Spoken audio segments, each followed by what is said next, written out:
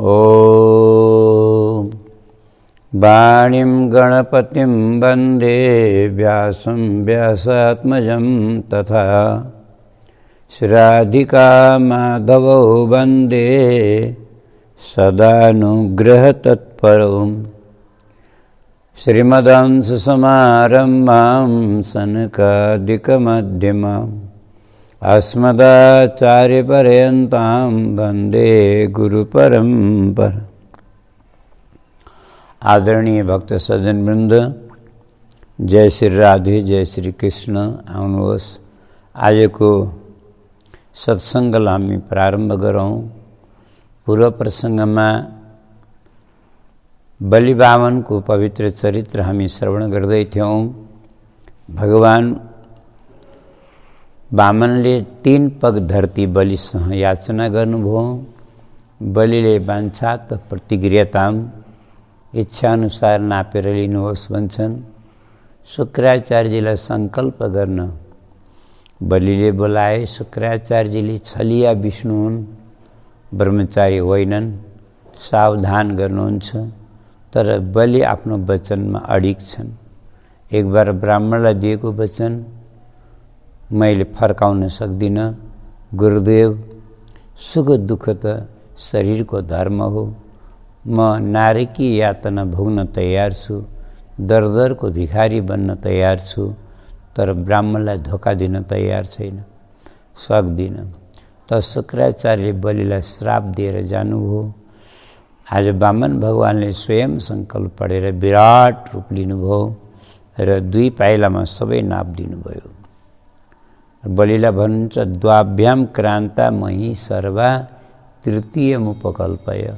2 पाइलामा त मैले तिम्रो सारा धरती नापेँ, तेस्रो पाइलो कहाँ दिन्छु।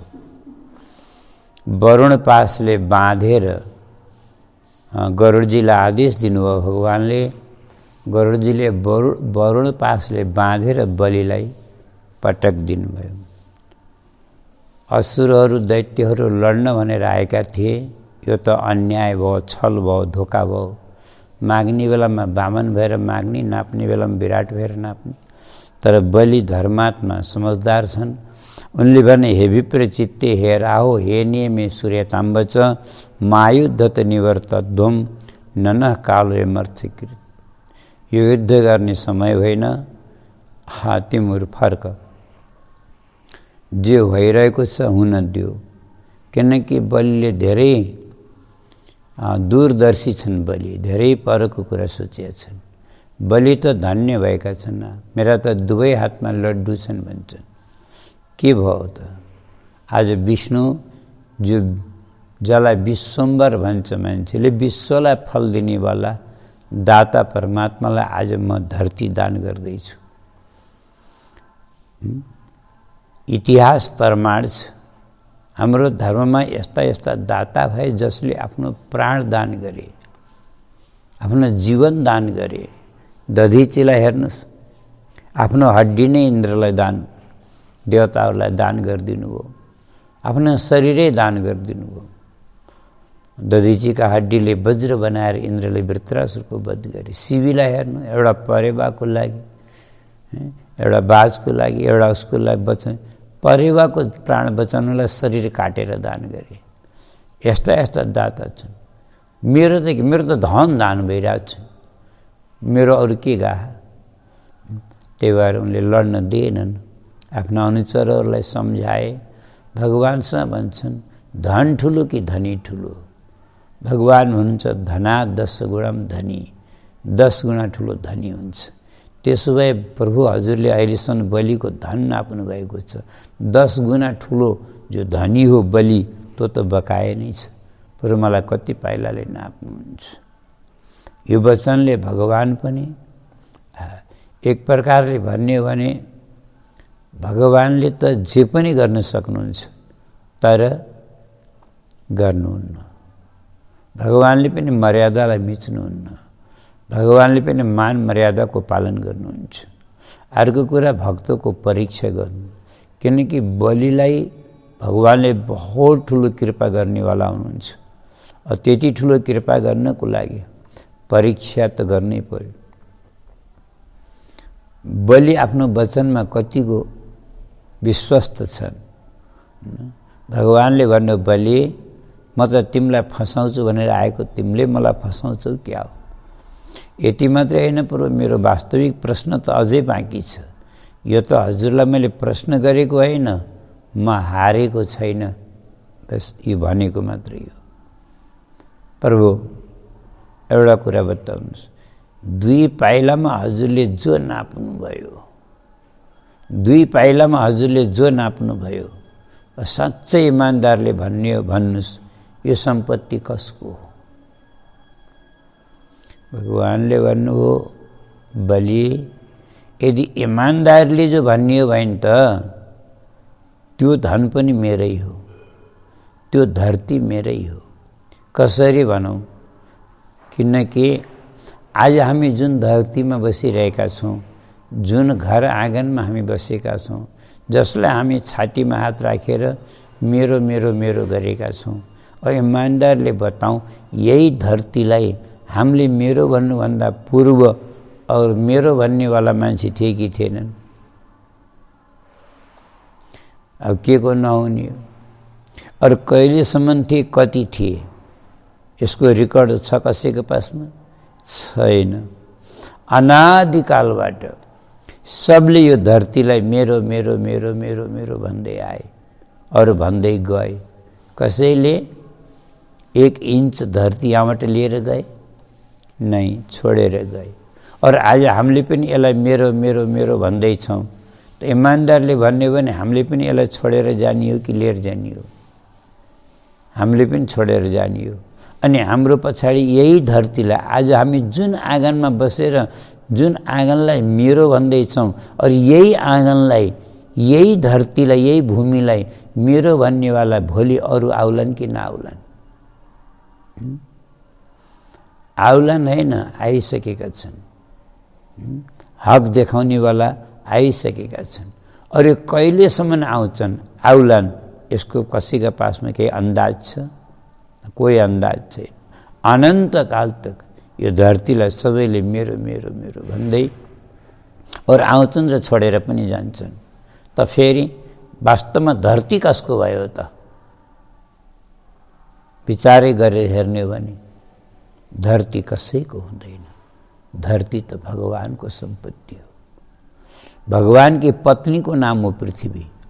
विष्णु पत्नी नमस्तुभ्यम हामीले बिहान बिहान प्रार्थना गर्छौँ धरती माताको। के भनेर गर्छौँ?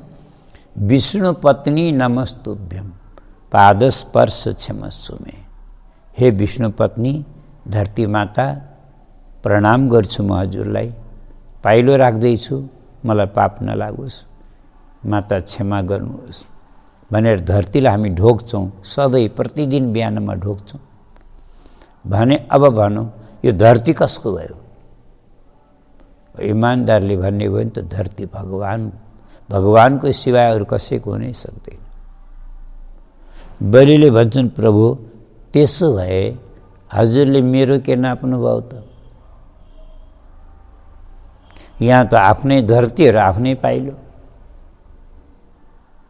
हजुरले त मेरो धन नाप्ने सङ्कल्प गर्नुभएको थियो होइन र? सङ्कल्प पर्दाखेरि कुनै ब्राह्मणले, पण्डितले आफ्नो जेबबाट पैसा निकालेर हरिओम तत्सत गर्छन् कि जजमानको निकाल्न भन्छन्?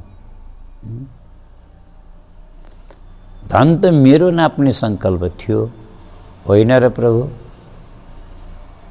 भगवानले भने, बलि तिमीले कस्ता कुरा गरिरहेका छौ? तिमीले त झन् झन् झन् झन् झन् मलाई फसाइरहेका छौ।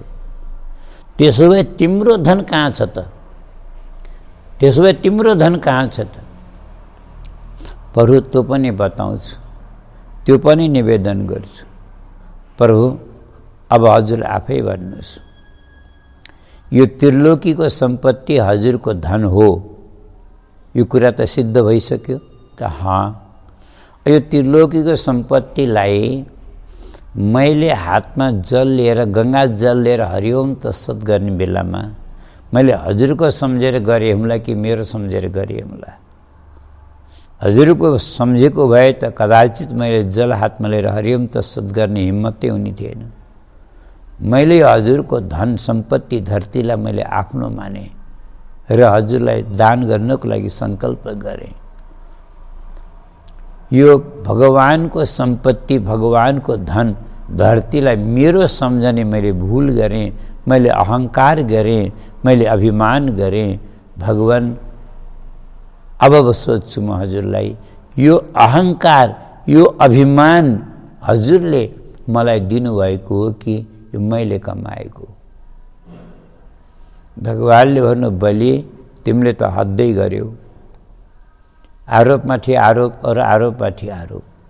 हेर म सत्य भन्छु, म तिमीलाई राज्य मैले दिएको, कोष खजाना मैले दिएको, विभूति वैभव मैले दिएको, तिमीलाई यश कीर्ति ऐश्वर्य सब मैले दिएको हो। यहाँ तक कि तिम्रो परिवारमा जो सुख शान्ति छ, जो मौज मस्ती छ, सब मैले दिएको हो। तिमीलाई सब कुरा मैले दिएको हो, परन्तु अभिमान अहङ्कार मैले दिएको होइन। मैले त्यो तिमीले कमाएको, त्यो तिमीले कमाएको। किनकि भगवान भन्नुहुन्छ, म धन दिन्छु, विद्या दिन्छु, रूप दिन्छु, कुल दिन्छु, स्वजन सम्बन्धी दिन्छु, सबै कुरा सुख सुविधा दिन्छु, परन्तु अहङ्कार म कसैलाई दिन्न। अहङ्कार मान्छेले आफै कमाउँछ। अभिमान त तिमीले आफै कमाएको, मैले दिएको होइन। प्रभु बस यही त मैले हजुरका मुखबाट सुन्न खोजेको थिएँ। अब त्यो निर्णय भइगयो। मेरो सम्पत्ति भनेको यो संसारमा अहङ्कार बाहेक अरू केही छैन, बाँकी त सब प्रभुको हो। प्रभु यो पनि निवेदन गर्छु, मेरो अहङ्कारको क्षेत्रफल हजुरको त्रिलोकीको सम्पत्तिको क्षेत्रफल भन्दा ज्यादा बरु होला, परन्तु कम छैन। किन भन्नु? किनकि हजुरका त्रिलोकीको सम्पत्तिको क्षेत्रफलको त एउटा सीमा छ, एउटा दायरा छ, एउटा घेरा छ, एउटा माने परिधि छ, एउटा नापतोल छ, परन्तु मेरा अहङ्कारका क्षेत्रफलको कोही सीमा छैन, कोही घेराबन्दी छैन, कोही नापतोल छैन, कोही सीमाङ्कन छैन। त्यही भएर मेरो अहङ्कारको क्षेत्रफलको अगाडि हजुरको त्रिलोकीको धरती पनि छोटो होला, थोरै होला, मेरो अहङ्कारको क्षेत्रफल अनन्त छ, असीमित छ, सीमातीत छ। त्यही भएर बढाउनुहोस् प्रभु, आफ्नो पाइलो कति बढाउन सक्नुहुन्छ। त्यो तेस्रो पाइलो मेरो शिरमा राखेर मेरो अहङ्कारलाई नाप्नुहोस् प्रभु। एउटा अर्को कुरा निवेदन गर्छु, बाहिरको धन नापेर मेरो कल्याण हुनेवाला छैन, मेरो उद्धार हुनेवाला छैन। मेरो उद्धार त तब होला जब हजुरले मेरो अहङ्कारको क्षेत्रफललाई हजुरले नाप्नु होला। हजुरले मेरो अहङ्कारको क्षेत्रफल नाप्नुभयो त मेरो कल्याण होला। यही अवसरमा बलिकी माता आँखाभरि आँसु गरेर रुँदै रुँदै आउँछिन् बाहिर। बलिले भन्छन्, माता हजुर किन रुनुभएको छ? आफ्नो पुत्रलाई वरुण पासमा बाँधिएको देखेर माता भन्छन्, नै नै बाबु, यी मेरा हर्षका आँसु हुन्, यी मेरा खुसीका आँसु हुन्। म रोएकी छु, परन्तु म दुःखले रोएकी होइन, म त हर्षले रोएकी हुँ। वाह माता धन्य हो। आफ्नो पुत्र वरुण पासमा बाँधिएको छ, माताका आँखामा हर्षका आँसु आएका छन्। किन माता? नै बाबु त्यसो नभन। तिमीलाई थाहा छ तिम्रा पिता विरोचन जब परमधाम भए, म सती जानको लागि तयार भएकी थिएँ। तिम्रा पिताका साथमा सती जान एकदम तयार भएकी थिएँ, पर मलाई गुरुजनहरूले रोक्नुभयो। गुरुजनको आज्ञाको कदर गर्नको लागि म सती गइनँ, परन्तु मलाई मनमा शान्ति भएन। पछिबाट मलाई ग्लानि भयो, पछुतो भयो। म सती किन गइनँ? म आफ्ना पतिका साथ सती किन गइनँ? यो मलाई पछुतो भएको थियो, ग्लानि भएको थियो। पर आज मलाई बडा शान्ति मिलेको छ, बडा सन्तुष्टि मिलेको छ। आज मलाई लागेको छ म धन्य सती गएनछु। केलाई? किनकि यो अवसर देख्न मैले कहाँ पाउने सती गएको भए। के भन्छन्? भली भई जो न जली, भली भई जो न जली, विरोचन के साथ ऐसो अवसर कब देखती, जो हरि पसारे हाथ। भली अगर आज म सती गएकी हुन्थे भने आज यो मौका, यो सुवर्ण अवसर मैले देख्न पाउने थिएन। विश्वलाई दान गर्नेवाला, फल दिनेवाला विश्वम्भर परमात्मा आज तिम्रो अगाडि हात पसारेका छन्। तिमी दाता छौ और विश्वम्भर याचक भएका छन्। बलि तिमीले हारेका छैनौ, तिमीले जितेका छौ। यो तिम्रो जीत हो। प्रहलादजी पनि आउनुभयो। प्रहलादजी पनि के भन्नुहुन्छ? प्रभु यो कृपा त आज त कसैले प्राप्त गरेन जो हजुरले मेरो नातिलाई गर्नुभयो। मेरो नातिको शिरमा हजुरको श्रीचरण धन्य हो। विन्ध्यावली पनि भन्छन्, स्तुति गर्छिन् एक श्लोकमा, भन्छन् भगवान यो त्रिलोकीको सम्पत्ति त हजुरको क्रीडा भूमि हो, और हजुरको क्रीडा भूमिलाई मेरा पतिले अहंकार गरेर आफ्नो मान्ने भूल गर्नुभयो। प्रहलादजी भन्नुहुन्छ त्रिलोकीको सम्पत्ति दिनुभयो मेरो नातिलाई, यो पनि हजुरको कृपा हो, और लिनुभयो यो पनि हजुरको कृपा हो। भगवानको कृपा, भगवानले त दण्ड दिनु पनि, भगवानले निग्रह गर्नु पनि अनुग्रह नै मानिन्छ, अनुग्रह नै हुन्छ।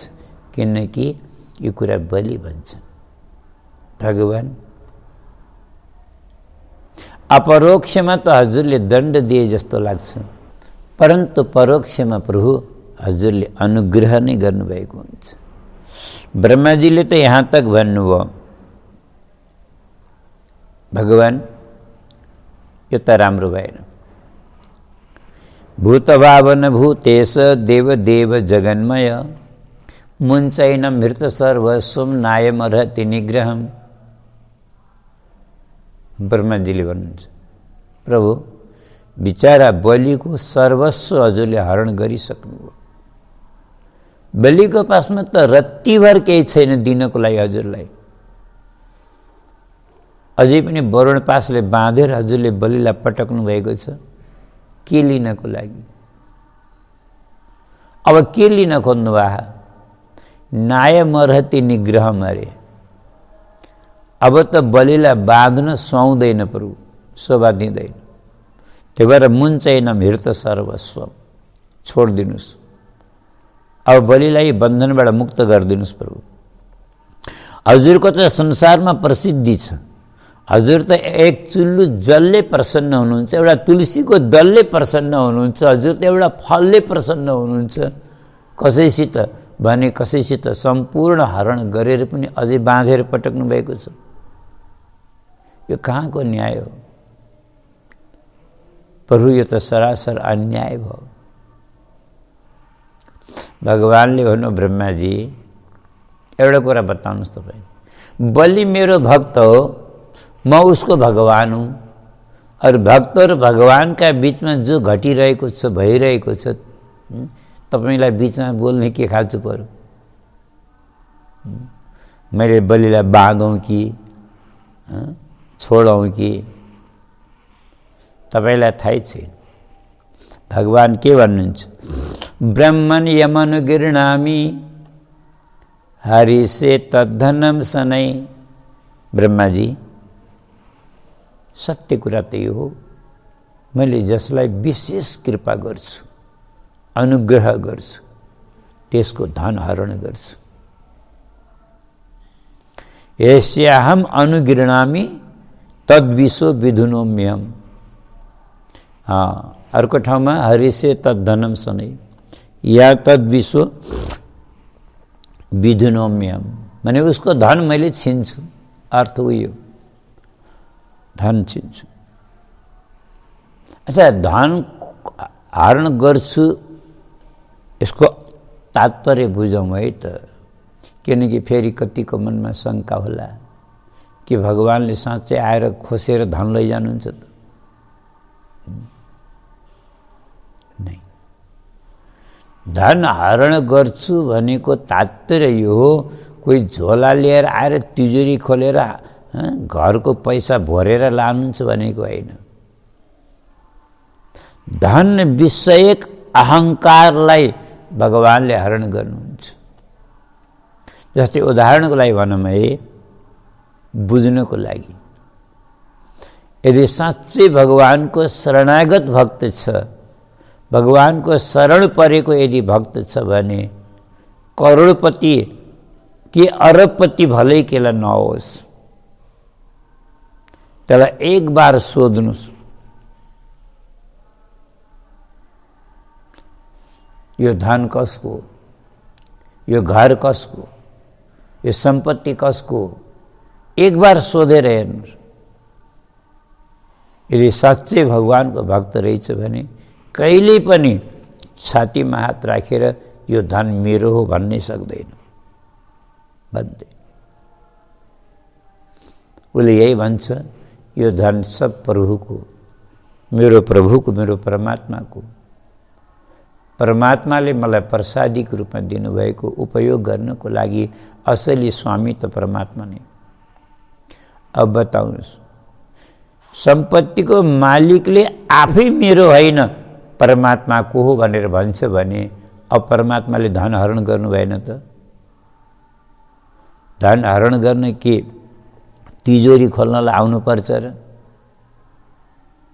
अर्थात् धन हरण गर्न पर्दैन, धन विषयक अभिमानलाई भगवानले हरण गर्नुहुन्छ।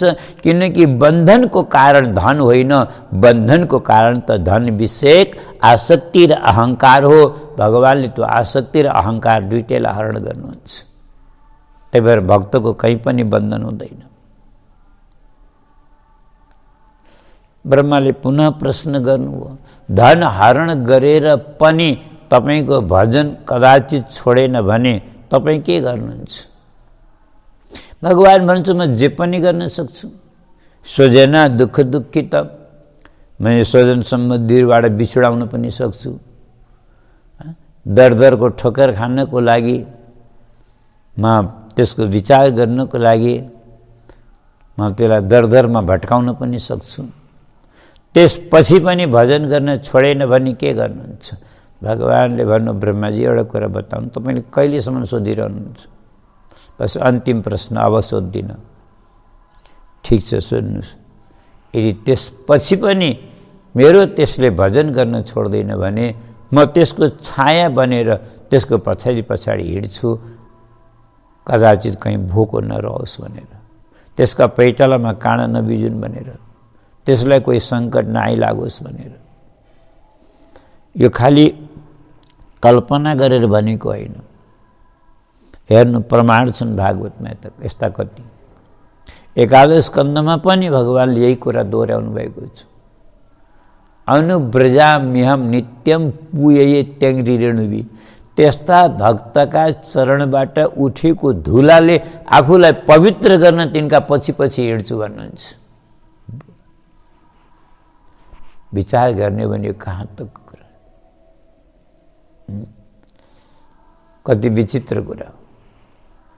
भक्त भन्छन्, गांठी में बांधे नहीं, मागन में सकुचा है, तिनके पीछे हरि फिरे, भूखा कहीं न रही जाए।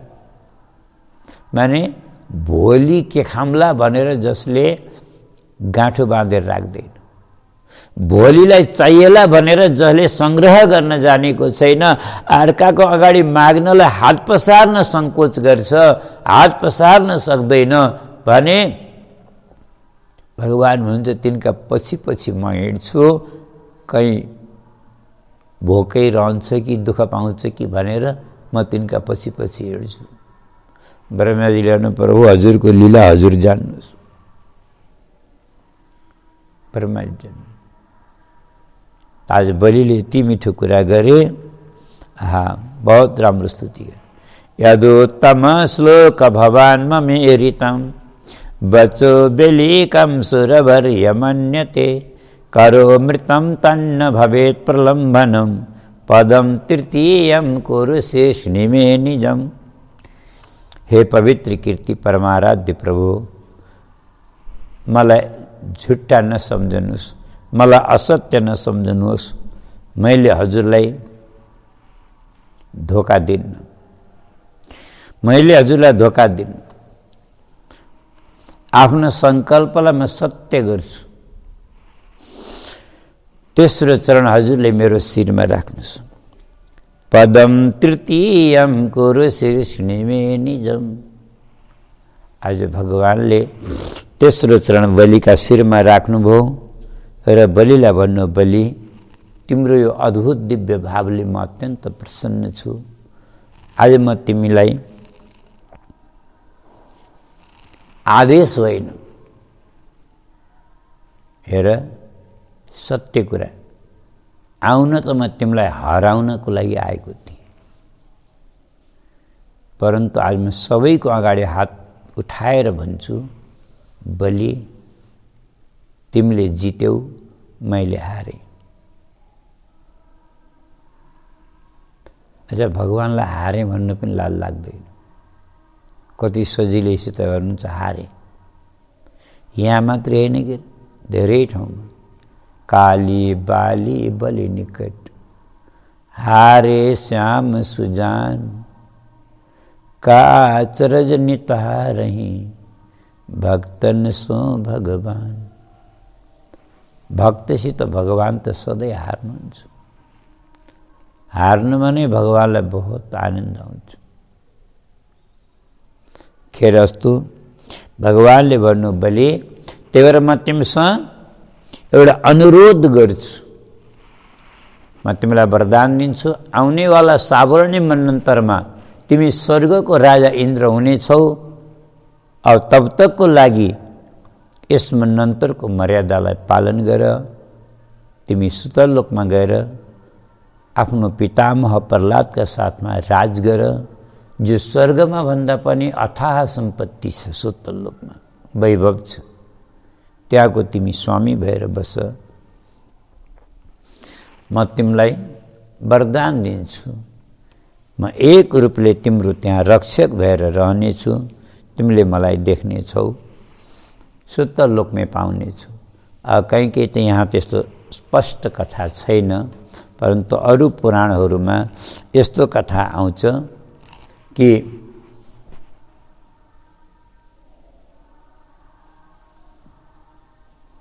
बलिलाई वरदान माग्न भन्नुभयो। बलिले वरदान मागे। सुतलोकमा बलिको दरबारमा 52वटा दरवाजा छन्, और जुन दरवाजाबाट म भित्र बाहिर गर्छु, प्रभु त्यही दरवाजामा मैले हजुरको दर्शन पाऊँ। यो त आश्चर्यको कुरा भएन र? अर्थात् 52वटा रूप लिएर बलिका दरबारमा, दरबारको द्वारमा भगवान बस्नुभएको छ, पाले भएर, रक्षक भएर। किनकि कुन दरवाजाबाट बलि निस्कने उनके थाहा।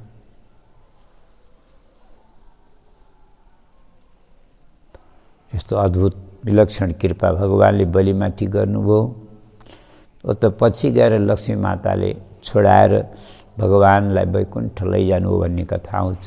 र पनि एक रूपले, अप्रत्यक्ष रूपले भगवान बलिको के नभनौँ, यसरी बुझौँ न हामीले, भगवानले भक्तको साथ कहिल्यै छोड्नुहुन्न, त बलिको साथ कसरी छोड्नुहुन्छ? बलिको साथमा भगवान हुनुहुन्छ। र शुक्राचार्यलाई शेष यज्ञ पूर्ण गर्नको लागि आदेश दिनुहुन्छ। अब अगाडिको प्रसङ्ग अर्को भाग भन्ने बेटा।